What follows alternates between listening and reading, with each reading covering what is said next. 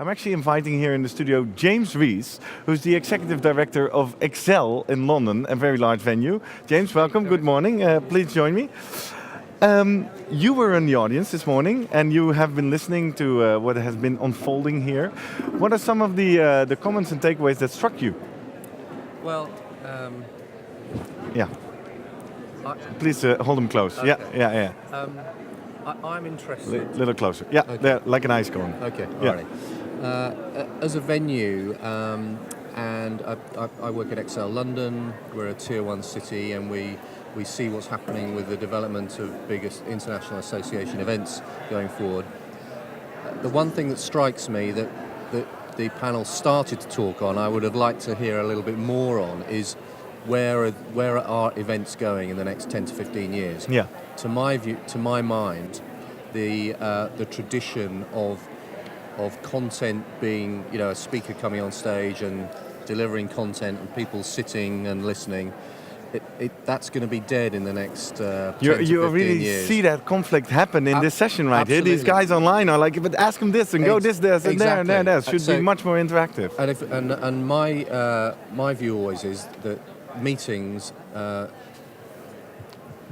Oh, sorry. Okay. Yeah, there we go. They can't hear you at home. So hold it close, like an ice cone. There we go. Yeah. Meetings reflect life, and all the way meetings are run reflect life. We spend more and more of our time on a digital device. With these. Yeah. Our lives are being run. There is technology now where you can turn your thermostat on at home through your phone, and content now and learning is going to be more and more, particularly with the Generation Y, Generation Z learning style, if you like. People will go, if they just want to learn something, you can find it on the internet. Yeah. Now, so meetings need to do what the internet cannot do. And should be about doing things. Exactly, but also, in my view, what meetings can do is create experiences and create memories. And so what meetings now have to do is the ability to take ideas or issues, share them with the community of that association, and allow the community, that the meeting should create ways of the community to find the solutions to the problems. Exactly. Actually work areas. on something. Yeah, exactly. And so it was interesting. There's companies now that have their offices, and they have all these different departments, and I can't remember the name. It's a big technology company, but their CEO said, in the office space, I want to create collisions. Yeah. So the toilets and the kitchen, tea, coffee area is in the middle of the office. Yeah, so everybody needs has to go there. So they go there. It's all about meetings. It's about meeting, and it's contact, and it's network, and then they start talking. They start talking about issues and problems are solved sometimes by the department maybe you don't think has the solution. And I think, and as I said, the conversation started to reflect that. Yeah. That's the way things are going. That's your key thing yourself. So if we summarize, the future of associations will definitely be around meetings, and meetings will be key of all those connections and networks to materialize. Yes. We also talked a bit about what services they outsource. We did the poll. Everybody said their meeting logistics should be outsourced. And then Martin already briefly mentioned the role about venues. Because obviously you could say you guys hire bricks, right? Yeah. But hey, that's a commodity. Yeah. And you see this trend in the market where venues start to do more and more services. Yeah. How do you guys approach that? Well, we, as a business, we're a private business. So we have to... we cannot not make a profit, or our shareholders would be unhappy. But we're a fair business, and we're a good business. But what we've done, we're relatively young. We're only 14 years old. Yeah. And when we started out as a venue, certain departments were outsourced. Yeah. Cleaning, traffic, engineering. But as the business grew and we became more professional in what we did, we then insourced. Yeah. Those departments, and we found that by better management we could do things better than the outsourced companies, and we could do it more efficiently. Exactly. So I see in certain areas associations, particularly that want to grow and become more Might international, go down the same can do route. that same road.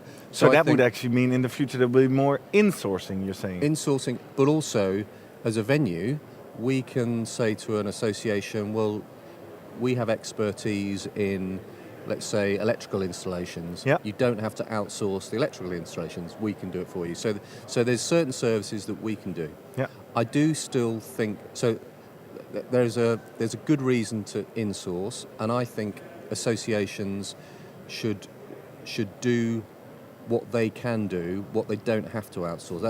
That's what we do as a venue. What we can do, we do, and we do it well. And I think associations should do the same. Then there are certain areas where financially it makes sense to outsource.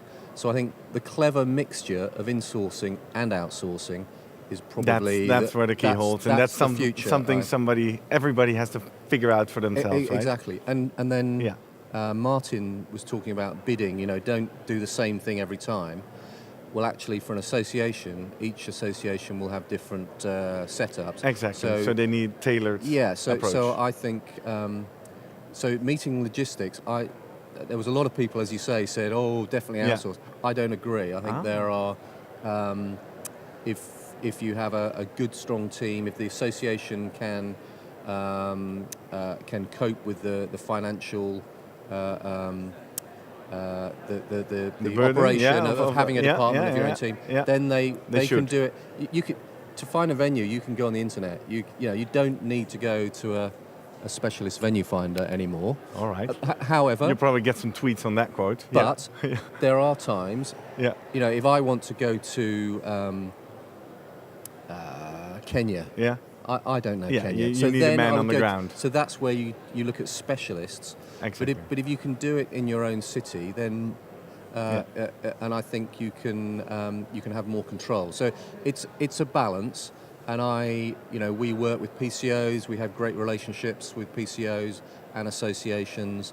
And I think there is, as the future of the meetings industry continues to grow, because I think there will continue to be that desire for face-to-face, we all have to find our new parts. And I think, again, the reflection here with Yarno, in that a lot of their profitability is coming through technological solutions. Now, that's not just AV and cameras, it's the whole bit. Apps, it's the ability to drive knowledge through to members through new applications and new technology. Talking about Jarno, I think he's ready to come on and take his big heap of questions that you guys have been piling up. James, very much for joining me. I wish you a great conference today. You'll be on stage a lot more, I guess. So thank you for being here. Thank you. Thanks, all right. Gerrit. Have a great trip back.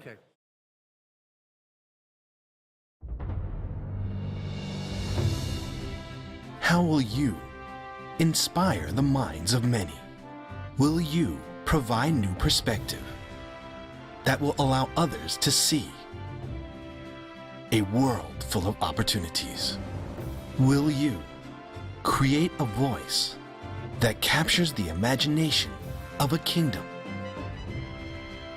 Will you share a welcoming smile that has others feel like royalty? Will you bring the world together via the speed of sound or the hush of a jungle? Will a rich culture and the arts become the fabric of your attendees? Will you stimulate their senses with cuisine envied by the world? Will you forever change the definition of a meeting room and inspire creativity in the beauty of silence?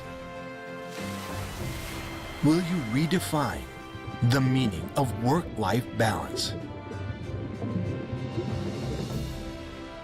and create a venue that will have attendees feeling forever connected? Create the moments that inspire the minds of many. Connect people, inspire the world. Thailand.